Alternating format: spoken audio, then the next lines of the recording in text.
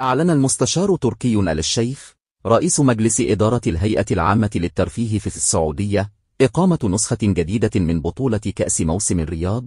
وكشف آل الشيخ في ساعة مبكرة من صباح اليوم الأحد أن البطولة ستشهد هذه المرة مشاركة الهلال والنصر قطبي العاصمة السعودية، إضافة إلى فريق عالمي. ولم يعلن آل الشيخ عن موعد البطولة، فيما يبدأ موسم الرياض يوم 28 أكتوبر المقبل.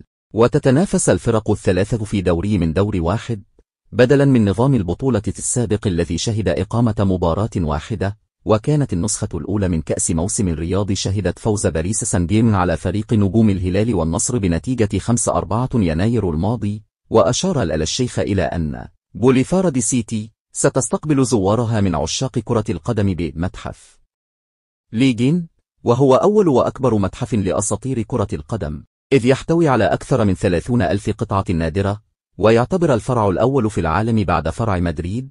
والمتحف سيبرز تجربة CR7 الخاصة بالنجم كريستيانو رونالدو قائد فريق النصر، وهذه التجربة ستتمحور حول رونالدو وقصة حياته ومسيرته الكروية منذ بدايتها وحتى الآن.